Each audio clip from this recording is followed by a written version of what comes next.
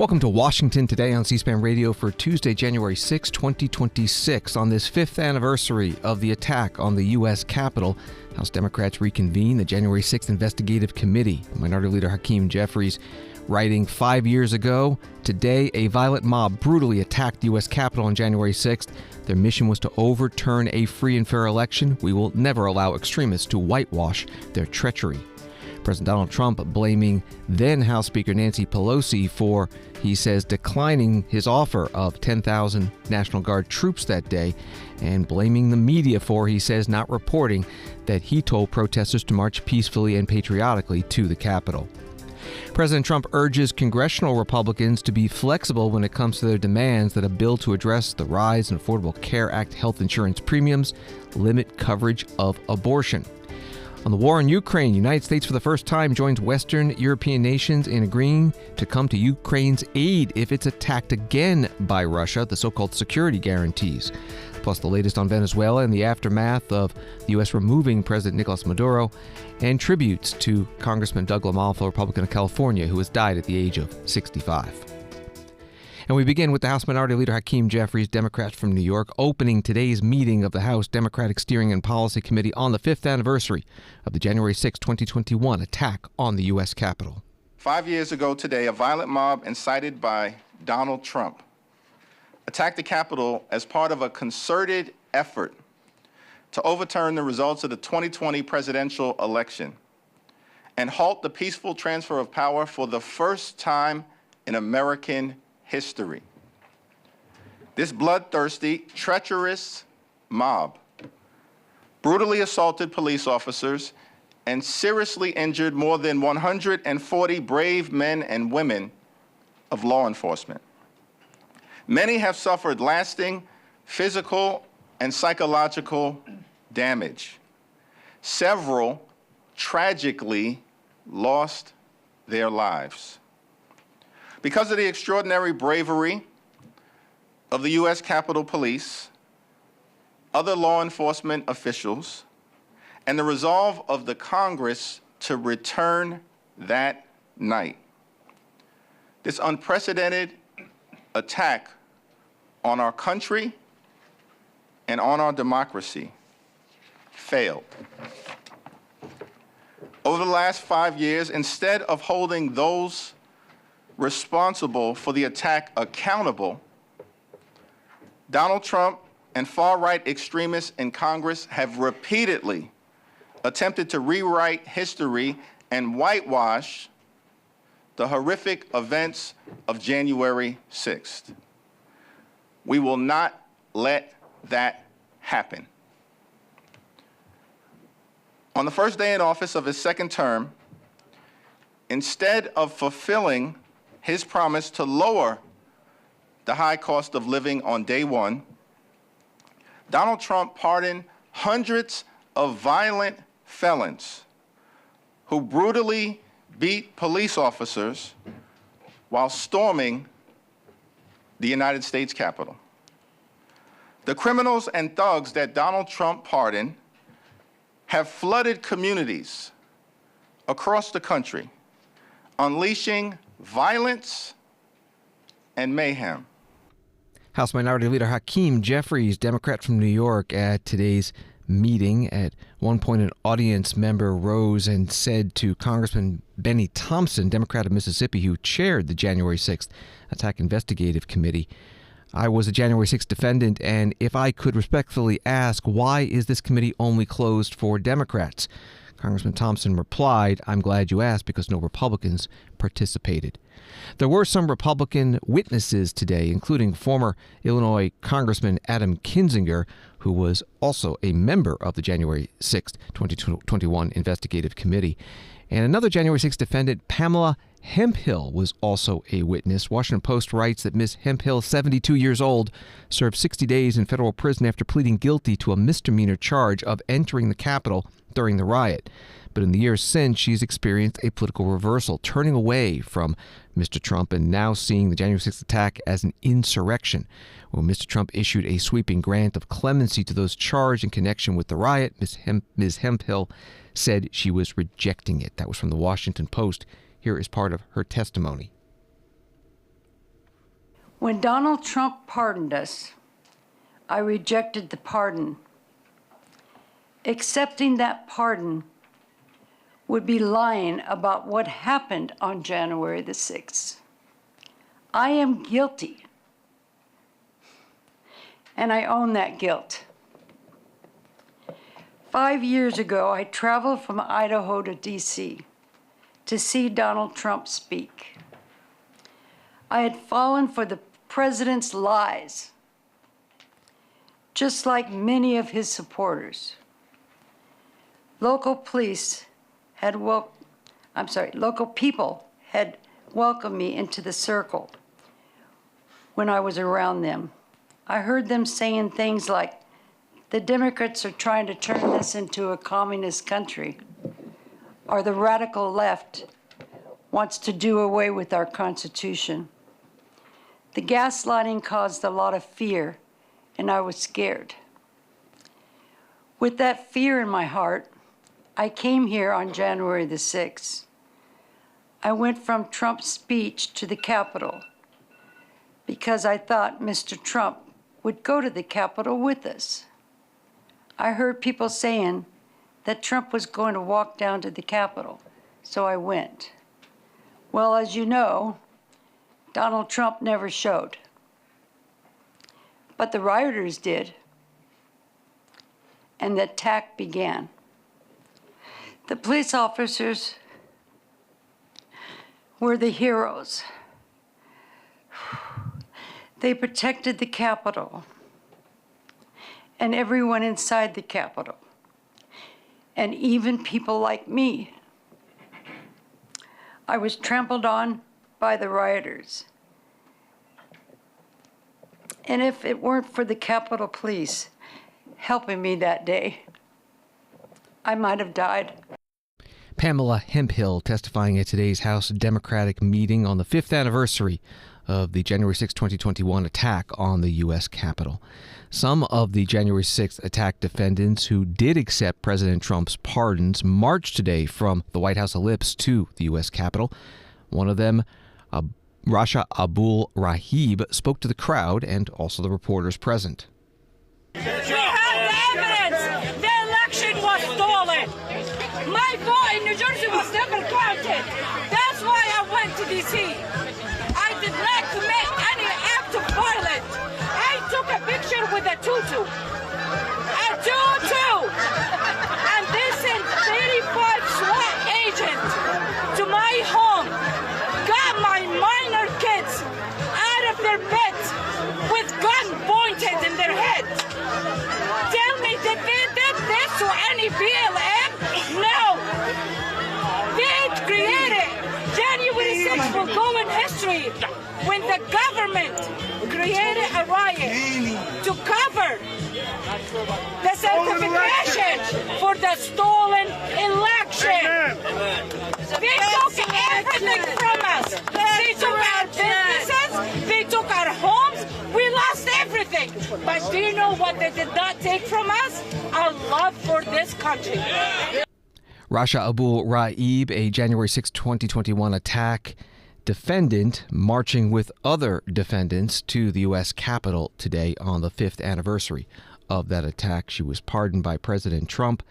She referenced a tutu. It was during her trial. Her lawyer argued that she arrived that day in 2021 in a tutu and not military gear like other defendants and should receive a lighter sentence.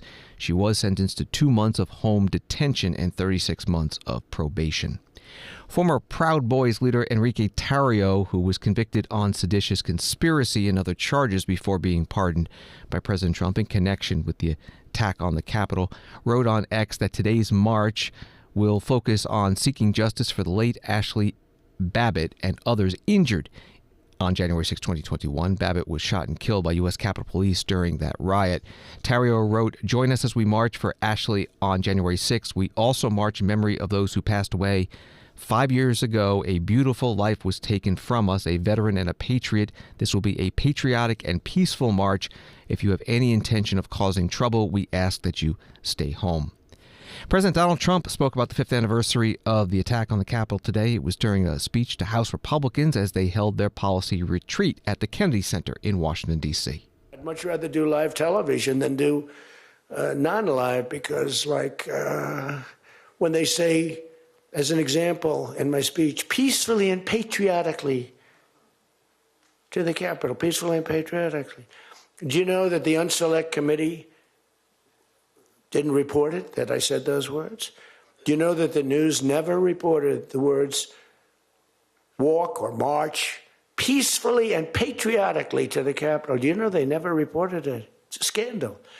The Unselect Committee never reported that. They never reported that Nancy Pelosi was offered 10,000 soldiers, National Guard soldiers, whatever you want. No, I don't want them. And the mayor. The mayors weren't writing. She was more honorable about it. But Nancy got caught when her daughter did a documentary. She's a documentariist. And she has her mother saying, it's my fault. I should have taken the soldiers or something. I saw that in the documentary. I said, whoa, this was a major story. Has she spoken to her daughter since that, But they just, they are vicious people. President Donald Trump speaking to House Republicans at their policy retreat at the Kennedy Center in Washington, D.C. today. Former House Speaker Nancy Pelosi, Democrat from California, later told the House Democratic meeting on the anniversary of the January 6, 2021 attack today. That president who incited that insurrection continues to lie about what happened that day. I saw on TV that it was claiming that we did not ask for the National Guard. For over 3 hours, we begged him to send the National Guard. He never did it. He took joy in not doing it. He was savoring it. What he's saying today is an insult to the American people. And Fox News reporting the White House published a new website Tuesday detailing the timeline of the January 6, 2021 breach of the U.S. Capitol by supporters of President Donald Trump, taking aim at Democrat lawmakers for allegedly promoting a, quote, gaslighting narrative surrounding the protest to silence their political opponents. The new website states the Democrats masterfully reversed reality after January 6, branding peaceful, patriotic protesters as insurrectionists and framing the event as a violent coup attempt orchestrated by Trump, despite no evidence of armed rebellion or intent to overthrow the government. In truth, it was the Democrats who staged the real insurrection. The website continued, pointing to the certification of the 2020 election that the White House described as fraud-ridden and for allegedly, quote, weaponizing federal agencies to hunt down dissenters. Reporting from Fox News. This is Washington Today. U.S. Attorney for the District of Columbia, Jeanine Pirro, held a news conference today talking about 2025 crime statistics in Washington. And she says the effects of the federal law enforcement surge ordered by President Donald Trump. We are prosecuting crime in the district like never before, with real consequences, real cases, real accountability. And for the first time in years, violent offenders are being prosecuted aggressively instead of being released back onto the streets. Prosecution rates are at historic highs in the district. We are prosecuting crime like never before in the District of Columbia. Fewer than 10% of the cases go unprosecuted, compared to almost 70% of the cases that went unprosecuted in the last administration. So, as a direct result of the increase in prosecution, tougher enforcement, crime is coming down in D.C. And since the enhanced federal partnership and the surge as well, as you can see, homicide is down 60%. Robbery is down 49%. Carjackings are down 68%. And as someone new to the district, that was the one thing that people constantly talk to me about, carjackings. And they are now down 68%. Overall crime down 32%. The reason the crime isn't down even more than that, than the 32%, is because now we're accurately counting assaults with a deadly weapon as opposed to minimizing them with lesser or non-DCR crimes. And this proves what law-abiding citizens have always known, and that is that when laws are enforced, communities are safer. U.S. Attorney for the District of Columbia Jeanine Pirro at a news conference today. She also said there were 856 guns taken off of D.C. streets in 2025. WABC in New York writes the New York Police Department announced Tuesday that 2025 was the safest year in the nation's largest city when it comes to gun violence. New York finished the year with 305 murders, 77 fewer than the prior year. There were fewer shootings and fewer shooting victims than in any year in recorded city history. Police Commissioner Jessica Tisch said at a news conference 2025 was a historic year for the NYPD in the city of New York. These are not incremental gains. These are historic outcomes. Reporting from WABC. Joining the commissioner at today's news conference was New York Governor Kathy Hochul, a Democrat, and New York City Mayor Zohran Mamdani, a Democrat. Here's the mayor. When we say that murder went down by over 20% from last year, that is anything but abstract. Each of those percentage points adds up to dining room tables without an empty seat, lives free from the dark cloud of grief, children that grow up with a parent at home. When we talk about the safest year on subways absent the pandemic year since 2009, we are talking about a city that is and feels safe to explore, where a young New Yorker from Inwood isn't afraid to ride a train to meet her friends in Flushing, where a senior citizen on the Upper West Side isn't reluctant to get on the subway to see a grandchild in Bushwick. These numbers, whether they represent fewer robberies or fewer victims of gun violence, mean a more vibrant, joyful city.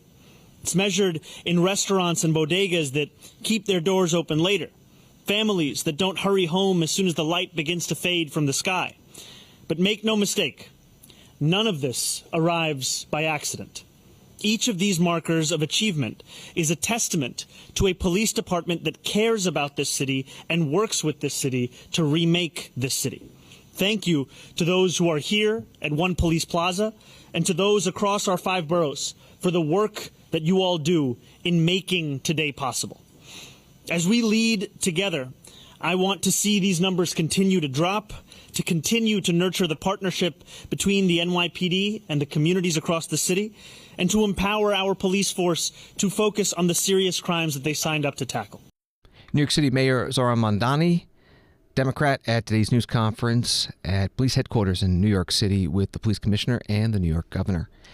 AP reporting today that deaths of on-duty law enforcement officers in the U.S. decreased by nearly 25% in 2025, according to an annual report. The report from the National Law Enforcement Officers Memorial Fund, shared with AP ahead of its release, shows a drop in all categories of fatalities from 148 total deaths in 2024 to 111 last year. President Trump writing on Truth Social, California under Governor Gavin Newsom is more corrupt than Minnesota, if that's possible. The fraud investigation of California has begun. Thank you for your attention to this matter, President Donald J. Trump. Forbes writing about this post. It's unclear which agency is investigating and what the probe entails, but President Trump's announcement comes after California's Republican gubernatorial and controller candidates claimed they uncovered $250 billion in potential welfare fraud through a tip line investigation, the New York Post reported Monday. And President Trump compared the alleged fraud in California to Minnesota, where dozens face charges of an alleged fraud scheme across the education and Medicaid departments, a case Republicans have seized on to attack the state's Democratic leaders and Somali community, as some members have been implicated in the scandal. That was from Forbes. Minnesota Governor Tim Walz, a Democrat, held a news conference today in Minneapolis to take questions about his announcement Monday that he is not running for a third term in 2026. Did you make the decision to end your campaign by yourself, or did you receive pressure from Democratic allies? This is a decision that I make and make with my family. And certainly, I think, as I said, it's the right decision. I'll note, I think it's appropriate we're here today. The war that's being waged against Minnesota, you're seeing it. We have a ridiculous surge of apparently 2,000 people not coordinating with us that are for a show of the cameras. I'm going to note to all of you, today is January 6th. There's no debate what happened. The President of the United States led an insurrection against a fair election to try and overturn that and, report both sides of this. Well, he said he really didn't, and courts convicted 400 of them, and he pardoned them. No, he did that. He did that, and that's today. And it's clear that we also saw today he implemented 5 states are being punished with a freezing of federal funds illegally that were appropriated by Congress, our tax dollars. And I find it interesting that Minnesota, California, Illinois, and New York were taking that. The interesting thing is the biggest fraud trial in the country is taking place in Mississippi today with $100 million of welfare fraud. And I don't believe Mississippi was on that list. So look, this is a concerted effort to try and destroy the president's opponents, to destroy the rule of law. And it became apparent to me that he was going to do that with me being there. And I just feel, along with my family, that it's the best decision for Minnesota. And I feel very confident in that. I think it's going to be clear that Minnesotans agree with that. Minnesota Governor Tim Walz, a Democrat at today's news conference in Minneapolis, questioned about his decision that he announced on Monday that he would not be seeking a third term in 2026, ending what was a re-election campaign. CNBC writing that Hilton Hotels said Tuesday that it will sever ties with a franchise hotel in the Minneapolis area after a new video showed a desk clerk there refusing to book rooms for a person claiming to be a Department of Homeland Security agent. From CBS News, the Trump administration plans to halt billions of dollars in federal funding for social services programs in 5 states led by Democrats following allegations of fraud. A Department of Health and Human Services official said Tuesday the move will freeze $7 billion for the Temporary Assistance for Needy Families program, nearly $2.4 billion for the Child Care Development Fund, and roughly $870 million for social services grants that largely benefit children.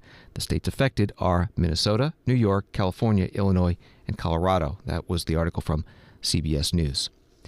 President Trump on Tuesday, writes The Hill, told House Republicans to be flexible in their demands for restrictions against federal funds going to Obamacare-funded health care plans that cover abortion. Now you have to be a little flexible on Hyde, Trump said in reference to the Hyde Amendment, the provision that prevents federal funds from being used on abortion services. The comment comes as a bipartisan group of senators negotiate a possible deal to revive Obamacare enhanced subsidies that expired at the end of 2025. Reporting from The Hill, here's President Trump at the House Republican Policy Retreat at the Kennedy Center in Washington. Let the money go in the health care account or however you do it. Let the money go directly to the people. Now, you have to be a little flexible on Hyde. You know that. You got to be a little flexible. You got to work something. You got to use ingenuity. You got to work. We're all big fans of everything, but you got to be flexible. You have to have flexibility. President Trump today at the House Republican Policy Retreat. Later, a reporter asked the Senate Majority Leader John Thune, Republican of South Dakota, about efforts to reach a bipartisan health care agreement. And Senator Thune also mentioned abortion and the Hyde Amendment. Do you think that any health care deal to address these health insurance premiums rising has to include some form of the Crapo-Cassidy proposal to establish HSAs? Democrats aren't thrilled about it. Will Republicans insist on some form of HSAs being part of the deal? I think any deal that ultimately comes together that could get the necessary votes in the Senate. Can't speak for the House, and obviously the White House is going to have their own views on this too. But to get a majority in the United States Senate and a healthy majority, I would think, one, you would have to have reforms. So you'd have to deal with the income limits. You'd have to deal with the $0 premium issue and make sure that everybody at least is paying something for coverage so that the insurance companies can't game it and auto-enroll people and then have the money flow directly to them. And then the second component would be some sort of a bridge to HSAs, an expansion of HSAs so that you're getting more money into the pockets of the American people, the patients, if you will, the consumers, as opposed to the insurance companies. And then finally, you've got to deal with the Hyde issue. I mean, those I think are the kind of the big three when it comes to something that could get through the Senate. And I know there are discussions going on right now with some of our members. We'll see where that goes. Ultimately, we want to ensure that if we do anything, it's done in a way that reforms these programs and protects ensures that those dollars aren't being used to go against the practice that's been in place for the last 50 years around here when it comes to taxpayer dollars being used to finance abortions. and that it also has this movement in the future toward HSAs and more utilization of those. Senate Majority Leader John Thune, Republican from South Dakota, at a news conference in U.S. Capitol with other Senate Republican leaders. The Senate Democratic leadership also held a news conference today in the same spot, right after the Republicans, and the Senate Minority Leader Chuck Schumer, Democrat from New York, was asked about health care, the Affordable Care Act enhanced tax credits that expired, and the Hyde Amendment. On health care, President Trump in his speech to House Republicans today that said they should take health care as an issue from Democrats and own it, but he also did say they should show some flexibility on Hyde. Do you think President Trump is open to a bipartisan deal, or do you think he's urging them to go down a partisan reconciliation? From all their actions, they're totally partisan. None of them say extend the credits. Thune and Johnson are against extending them for a day, let alone a week, a month, a year, which is what's going to bring the health care cost down as much as. The Republican caucuses seem wedded to extending Hyde. That's again when you talk to their leadership. And so I think the best thing they can do is have the House pass Hakeem Jeffries' bill, send it over here, let Thune put it on the floor, and let's pass it. Senate Minority Leader Chuck Schumer, Democrat from New York, at a news conference. The House is expected to vote this week on extending the Affordable Care Act enhanced tax credits that expired after a discharge petition was signed by 4 Republicans, which combined with all the Democratic signatures gave them a majority of the House and the ability to circumvent House Republican leadership and bring the bill directly to the floor. But even if it passes the House, it's unlikely to pass in the same form in the Senate due to Republican opposition there, enough to deny the requirement of 60 votes out of 100 to move a bill forward, which is why the negotiations have been going on in the Senate. The Senate today voted along party lines to confirm Josh Simmons for CIA General Counsel, 53 to 47. Also voted to confirm former Fox News contributor Sarah Bailey as the director of the National Drug Control Policy Office at the White House, also known as the Drug Czar. That was 52 to 48. Kentucky Senator Rand Paul was the only Republican to vote no with all the Democrats. Wall Street today, the Dow up 484 to close above 49,000 for the first time, closing at 49,462. S&P was up 42 and NASDAQ up 151. Washington today continues in a moment. In a divided media world, one place brings Americans together. According to a new Magid research report, nearly 90 million Americans turn to C-SPAN, and they're almost perfectly balanced. 28% conservative, 27% liberal or progressive, 41% moderate. Republicans watching Democrats, Democrats watching Republicans, moderates watching all sides. Because C-SPAN viewers want the facts, straight from the source. No commentary, no agenda, just democracy, unfiltered, every day on the C-SPAN networks. Welcome back to Washington Today, available as a podcast on the free C-SPAN Now mobile app and wherever you find your podcasts. A story from Reuters: the United States for the first time on Tuesday backed a broad coalition of Ukraine's allies in vowing to provide security guarantees that leaders said would include binding commitments to support the country if it is attacked by Russia again. The pledge came at a summit in Paris of the, quote, coalition of the willing, of mainly European nations to firm up security guarantees to reassure Kyiv in the event of a ceasefire with Russia, which invaded its neighbor in 2014 and again at full scale in 2022. That was the reporting from Reuters. The U.S. Special Envoy Steve Witkoff spoke at the news conference with the other U.S. negotiator Jared Kushner, along with Ukrainian President Volodymyr Zelensky and the leaders of France, the United Kingdom, and Germany. Here is Steve Witkoff. Jared and I have been working with Ambassador Kushner for close to 10 hours today, and we'll be meeting with the Ukrainian delegation this evening, continuing that work, because President Trump's mandate is that he wants a peace in Ukraine, and we are determined on his behalf to do everything possible to attain that peace. A lot of progress began first in Geneva. We made tremendous progress there. We moved on to Berlin. Lots of progress happened there. And as President Zelensky identified, We had a very compelling meeting in Mar-a-Lago, and we look forward to more progress as a result of everything that's occurred today. We think we're largely finished with security protocols, which are important so that the people of Ukraine know that when this ends, it ends forever. But we also think, critically, that we are very, very close to finishing up as robust a prosperity agreement as any country has ever seen coming out of conflicts like this. It will aspirationally mean large, large possibilities for the Ukrainian people, for people coming home from war who will find wonderful jobs out there. We're working with BlackRock, Larry Fink in this endeavor, and we think it's going to be very, very important for the people of Ukraine. And we believe that a robust economy correlates and works directly with these security protocols.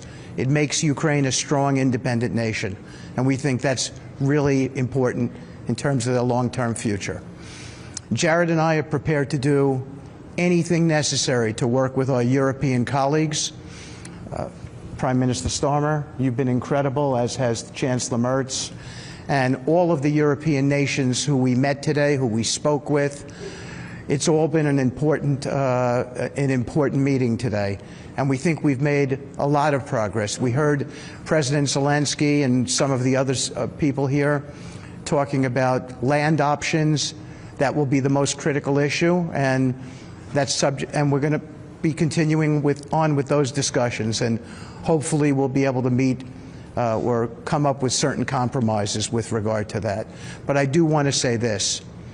We are here to mediate and help in the peace process, and we're prepared to do anything necessary to get to that place. President Trump strongly, fervently believes that this killing has to stop, that the carnage has to stop. And we're determined, all of us up here, to be a part of that. U.S. Special Envoy Steve Witkoff at today's news conference in Paris. Ukrainian President Volodymyr Zelensky was asked at the news conference about the security guarantees.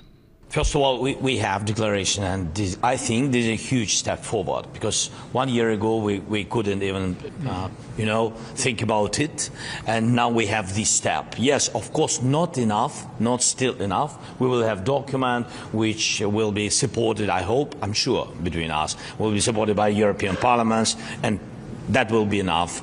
Then we have really very good dialogue with American side. Thanks again, Steve and Jared. So we really have good steps forward. Yes, 90%, but we are each day a little bit closer.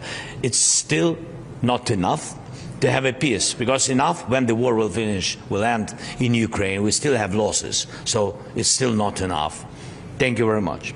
Ukrainian President Volodymyr Zelensky at today's news conference in Paris. Standing beside him, the two U.S. negotiators, Steve Witkoff and Jared Kushner, also the heads of France, the United Kingdom, and Germany.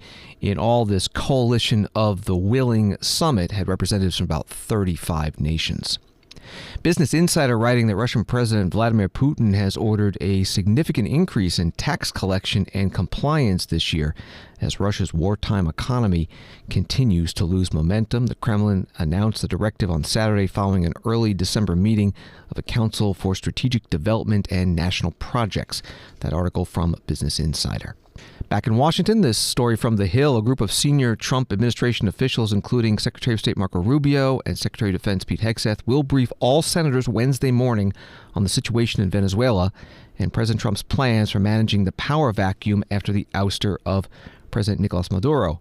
Rubio and Hegseth will join Attorney General Pam Bondi, CIA Director John Ratcliffe, and Chair of the Joint Chiefs of Staff Dan Kane at the briefing, according to a source familiar with the meeting. That was from The Hill. Those same officials briefed a smaller group of leadership in the House and Senate on Monday, and one of them, Senator Mark Warner, Democrat from Virginia, Intelligence Committee Vice Chair, spoke at a news conference today about what he learned. One of the things that came out of the briefing yesterday was how extraordinary our military has been to execute this mission under fire without the loss of a single American life. It's really extraordinary. And as the chairman of the Joint Chiefs made clear, every component of the military was used. Because what this was a military action. And it is not the notion that the administration has put forward that somehow this is simply a legal action serving a warrant, it's absurd. It doesn't pass the smell test. And the ironic thing is here, they have used the argument on attacking the so-called drug boats as military action, as opposed to legal enforcement, while this supposedly was simply a legal enforcement. It does not pass the smell test. I commend our military, but echoing what Senator Schumer said, military execution without a plan for the day after leads to devastating consequences. Secondarily, the president on Saturday said he's not only going to run Venezuela, but this is not going to cost the American taxpayer a dime. Haven't we heard that promise before in Iraq, where Iraq oil was going to pay for the whole cost of the invasion? Now he's saying Venezuelan oil is going to pay for all of this operation. The challenge is this. We have an economic chokehold on Venezuela at this point by the blockade. To restore, though, Venezuela's oil exporting ability to about 1 million barrels a day, to get back up to where it was a decade plus ago, 4 million barrels a day, will literally take 2 to 4 years of rebuilding and some level of security for companies that go in. We couldn't get an answer as well as how much is the cost of having 20% of our fleet, the largest armada assembled in the Caribbean since the 20th century, how much per day is it costing our fleet to be stationed off of Venezuela, maintaining that economic chokehold?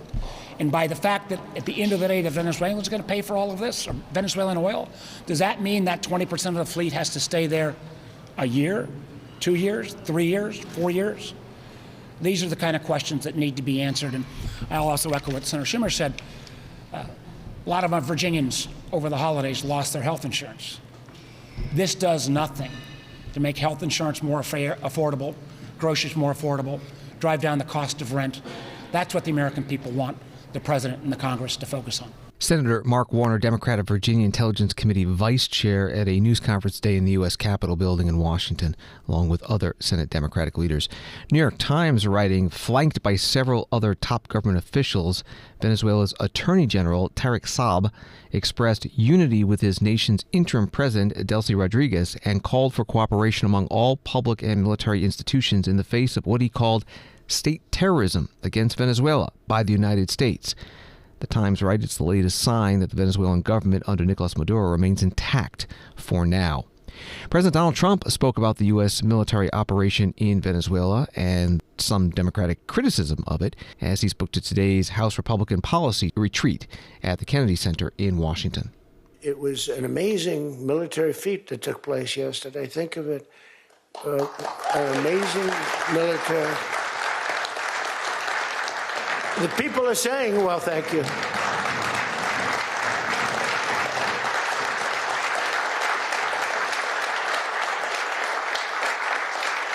You know, people are saying it goes down with one of the most incredible. It was so complex, 152 airplanes, many, talk about boots on the ground. We had a lot of boots on the ground.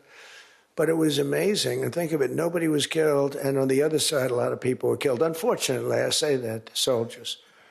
Cubans, mostly Cubans, but many killed. And they knew we were coming, and they were protected, and our guys weren't. You know, our guys are jumping out of helicopters, and you're not protected, and they were. But it was so brilliant.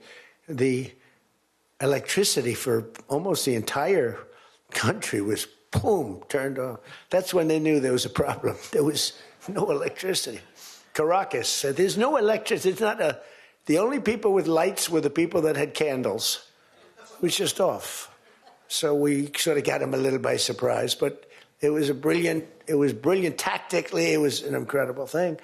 But I watched where Schumer, he's such a bad guy. I mean, I've known the guy for a long time, and he's such a bad guy. You know, at some point they should say, you know, you did a great job. Thank you. Congratulations. Wouldn't it be good? I would say that if they did a good job, their philosophies are so different, but if they did a good job, I'd be happy for the country. They've been after this guy for years and years and years. And, you know, he's a violent guy. He gets up there and he tries to imitate my dance a little bit. But he's a violent guy, and he's killed millions of people. He's tortured. They have a torture chamber in the middle of Caracas that they're closing up. But he's tortured people, and now what they do, the radical left, they actually have people, and it's hard to get them. They're all paid people. Most of these people are paid. You know they're paid when they have brand new, beautiful printed signs by like the highest quality printer, and you have a woman, free Maduro, and the sign is before we even did the attack.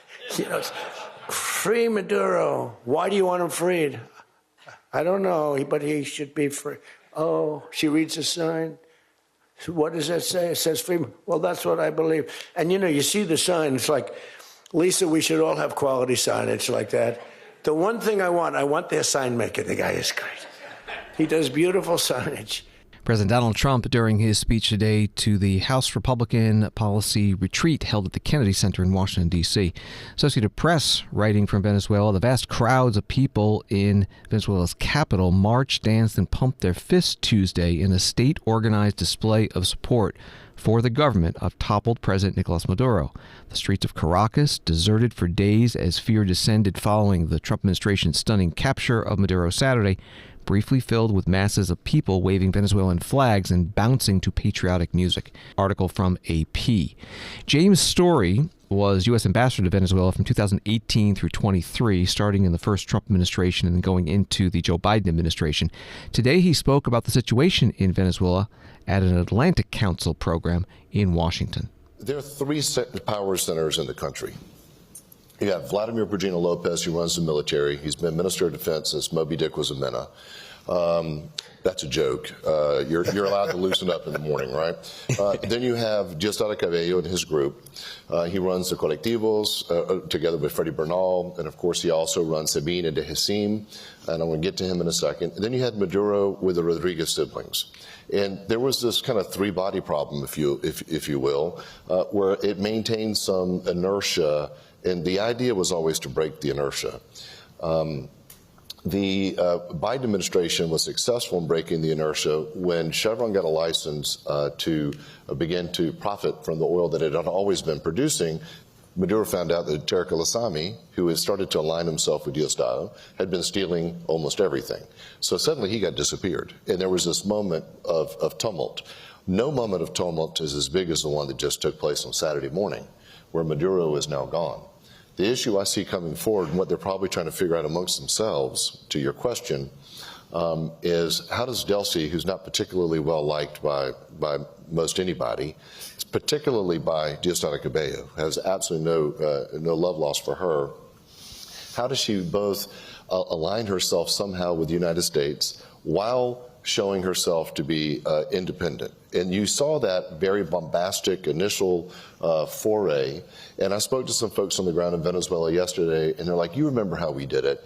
They have to say this for the internal consumption. And then privately they're telling us, no, this is just for domestic politics. We've got to keep everybody happy. Okay, that's fine. But at some point, there will become a time where we ask Delcy Rodriguez to do something. Maybe it's don't send oil to Cuba, maybe it's kick the Chinese out of their oil fields or the Russians, what have you, something that they cannot do because Diosdado Cabello doesn't want her to do it, and he'll play spoiler. I was there in 2018 on the ground when a member of Congress came to visit, had a meeting with Nicolas Maduro. And during the meeting with Nicolas Maduro, Diosdado Cabello's security services threw Fernando Alban, a councilman, off the 10th floor of the Helicoide. Specifically, a message to Maduro saying, don't negotiate with the gringos without keeping me in mind. So you imagine that. For me, the tactical victory, which was stunning, there's a question mark about the strategic play, and certainly leaving somebody like Diosdado Cabello loose on the ground is going to create a complication. Jimmy, just two follow-ups there. One is we saw yesterday when Delcy was sworn in by the National Assembly, Diosdado's face. He didn't look too happy, to your point, when Delcy was sworn in. Also notably, the indictment that was unsealed Interestingly, Diosdado is listed in that indictment, and so maybe talk a little bit about how you're seeing kind of how the U.S. is trying to kind of play those different factions off each other. I wrote in a piece that came out last night, is what you're saying as well, that Delsey's going to have to really walk this political tightrope, but it's a question of how long can she walk this tightrope before she might fall off of it. I think we're going to put the question pretty quickly. I mean, for me, I'm looking at indicators. If there are wrongfully detained Americans on the ground, then we don't run Venezuela. If there are 900 plus, according to Foro Penal, political prisoners in the country and they can't be released, then we don't run the country. If they're publishing in their federal registry that they're going after, it was Section 5, if memory serves, you can look it up. I'll share it with you. They're going after anybody who potentially supported the U.S. mission to get Maduro. They're going to go round them up, and they've already rounded up some people. If they're doing that, then we don't run the country.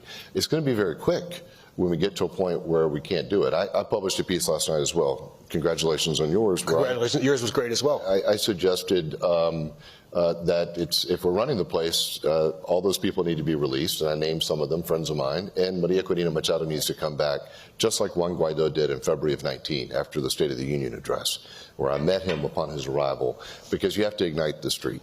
And people aren't going out because they're scared of the colectivos in Diosdado Cabello, and because he'll unleash them on the people. So I don't think it's going to take long before there's a moment in time where she's incapable of doing that which we've asked. But one final point, and I'll shut up here. Very interesting to me that Nicolásito was standing right there as well. Yeah. Or Little Nicky, as we used to like to call him. And then evidently she was greeted immediately by the ambassadors of Russia, China, and Iran. Okay, is this signaling? I think actually in that, no, China, Russia, and Iran in that order. In that order. Yeah. So you're sitting here thinking to yourself, again, is this internal signaling? Are we having these back channel conversations? Do people really know who they're dealing with here? I know her. I don't know to the extent to which, again, we have that strategic, longer term strategic play. And if what's your objective is my question always, right? So the objective is oil. I just left a group this morning. Okay, what publicly traded company with a boardroom is going to say, okay, let's put money in Venezuela when it's just the same dictatorship under new management? I have a hard time seeing it. James Story was U.S. Ambassador to Venezuela from 2018 to 23, now a non-resident senior fellow with the Atlantic Council, speaking at today's discussion on Venezuela, held by the Council in Washington. And you can find the video of the event in its entirety at our video library at cspan.org. This is Washington Today.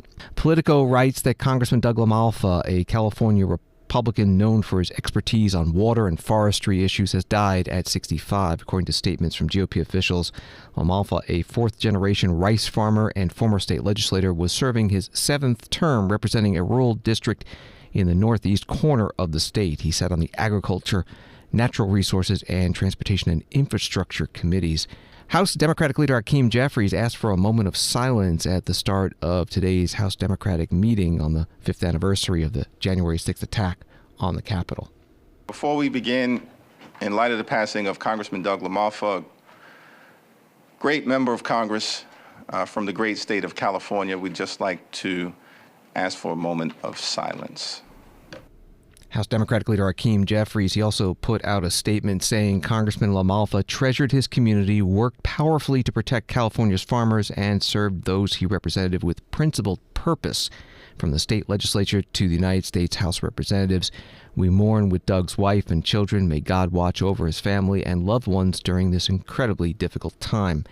House Speaker Mike Johnson, Republican from Louisiana, with his statement, Congress is devastated to learn this morning about the passing of our dear friend and colleague, Doug LaMalfa. Doug was a lifelong resident of Northern California and deeply loved its people. He was as fierce a fighter for his state's vast natural resources and beauty as we have ever known. That was from House Speaker Mike Johnson.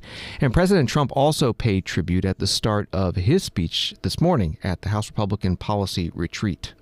Before we go any further, I want to express our tremendous sorrow at the loss of a great member, a great member, Congressman Doug LaMalfa, who passed away yesterday, as you probably have heard. And he was the leader of the Western Caucus, a fierce champion on California water issues. He was great on water. He wanted, release the water, he'd scream at him. And a true defender of American children. He was a defender of everybody. And our hearts go out to his wife, Jill, and his entire family. You know, he voted with me 100% of the time. And by the way, he wasn't a 3 o'clock in the morning person. Do you know what I mean by that? Where the speaker goes, sir, could you call up? Could you call? I said, what time is it, Speaker? Sir, it's 3 in the morning. Could you make a couple of calls? How many? 9. So I'd start calling 3 in the morning. I said, I shouldn't use any names. I'm just going to create problems.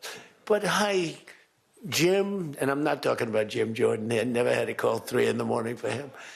But I said, hi, Jim, how you doing? I just called to say hello, 3 in the morning. Okay, sir. Sir, you haven't spoken to me in 3 years, and it's now 3 in the morning, so I know what you want. You want my vote? And usually, almost always they'd give it, but they wanted to be called. And with Doug, I never had a call. He was with us right from the beginning. I love those guys. I must say I probably love them the best, the guys that I don't have to call. They know we're doing the right thing. I have a couple that are going to be with us all the way, but they just want the call. They want love. They need love. They're more insecure than most of you. It's true. No, most of you are secure people. They're all laughing. No, most of you are secure people. I had a couple say, look, I could have Trump call me all the time. I just have to break his ass a little bit.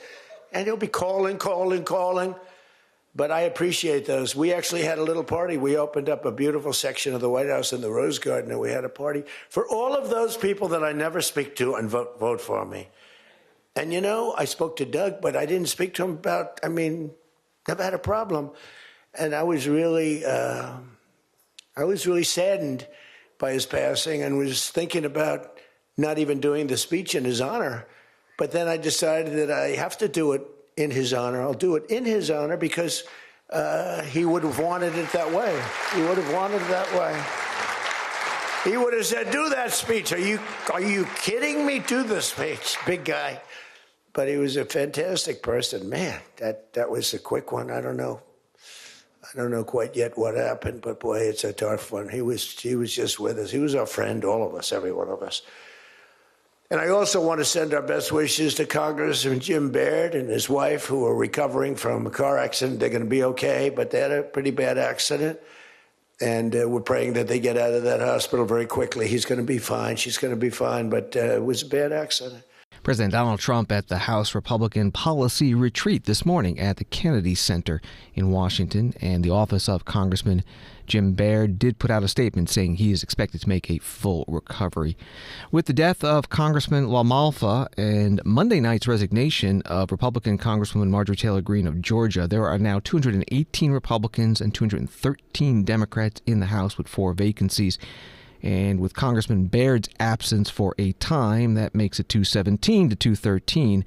So Republicans can afford to lose one vote, one no vote, if everyone else votes party line. Congressman Doug LaMalfa's last speech on the House floor was December 18th. It was in support of a bill to remove the gray wolf from the Endangered Species Act list.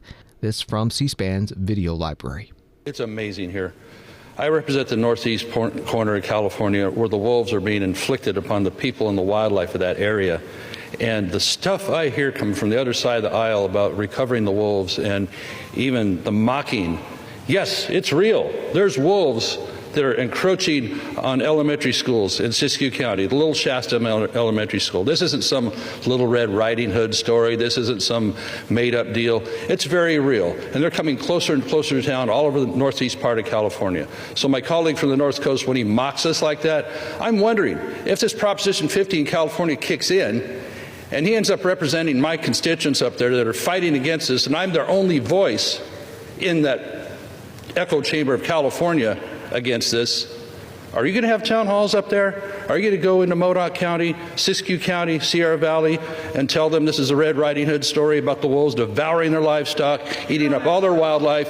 It's the mocking. Why is it you can't stand? The gentleman will suspend. The House will be in order. The gentleman may continue. Why is it you can't stand the people that produce the food, the lumber that come from my part of the state, from the West, from the rural parts of America? Is it you want all of your beef? I guess if you don't eat beef, you might be able to have this conversation. If you want your beef to be imported from somewhere else, you don't want it not to be produced here under our standards. Why is it you hate my constituents that just try and provide the urban people with what they need? Because we don't need a hell of a lot that's coming from the urban area, I'll tell you what. So if you want to cater only to Marin County and have this population continue to devastate our people up there and rein in just a little bit the misinterpretation of the Endangered Species Act over the 50 years, yeah, it was well-intentioned when it came out. It was a temporary tool, but it never was meant to be a life or even a death sentence for livestock and for people's livelihoods in this area of here or all over the West. So this is a clear example of how the ESD has drifted a long ways from that. And it's high time that people have tools, especially my home state of California, where they have no tools until the Fish and Game finally decides to come in and pretend to do Gentleman's so. time has expired. I yield back. Congressman Doug LaMalfa, Republican from California, on the House floor debating a bill dealing with the gray wolf and the Endangered Species Act on December 18th. The congressman has died at the age of 65. Flags at the California Capitol flying at half-staff, and Governor Gavin Newsom, a Democrat, putting out a statement calling Congressman LaMalfa a devoted public servant who deeply loved his country, his state, and the community he represented. Also, the Ronald Reagan Presidential Foundation and Institute writing on X. The Ronald Reagan Presidential Foundation and Institute mourns the passing of Michael Reagan, the eldest son of President Ronald Reagan and Jane Wyman, and a steadfast guardian of his father's legacy. Michael Reagan lived a life shaped by conviction, purpose, and abiding devotion to President Reagan's ideals. We extend our heartfelt condolences to Colleen, Cameron, Ashley, and the entire Reagan family. Our thoughts and prayers are with them during this time of sorrow. Michael Reagan was 80 years old. Thanks for listening to Washington Today. Remember, the C-SPAN networks are now available on Hulu Plus Live TV. You can learn more at hulu.com/live TV. And to get the latest on what's going on in Washington, sign up for C-SPAN's evening newsletter, word for word, at cspan.org. Have a good night.